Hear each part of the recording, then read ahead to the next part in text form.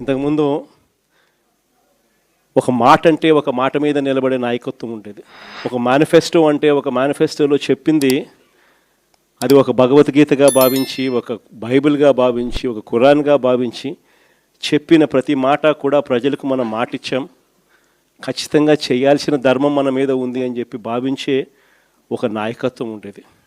ఒక మాట, ఒక పాలకుడు నోట్లో నుంచి ఒక మాట వస్తే ఆ మాట ఖచ్చితంగా నిలబెట్టుకోవాలని తపన, తాపత్రయం పాలనలో కనిపించేది. అలాంటి మన పాలన నుంచి క్రమం తప్పకుండా ప్రతి నెల కోవిడ్ లాంటి సమస్యలు ఎన్ని ఎదురైనా కూడా ఏ రోజు కూడా మనం మన సమస్యలను చెప్పి ప్రజలకు ఇది ఎగరగొట్టాలని చెప్పి ఏ రోజు ఆలోచన జరగల మన ప్రభుత్వ హయాంలో.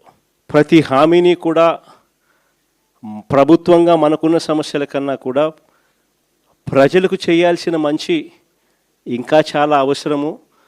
వాళ్ళకున్న సమస్యలు ప్రభుత్వం సమస్యల కన్నా చాలా ఇంకా ఎక్కువగా సమస్యలు పడేది వాళ్ళే అని చెప్పి భావించి ఎన్ని సమస్యలున్నా కూడా ముఖాన ఏ రోజు కూడా చిరునవ్వే తప్ప ఏ రోజు కూడా ఇది చెయ్యలేము అన్న మాట నోట్లో నుంచి ఏ రోజు రానిలేదు.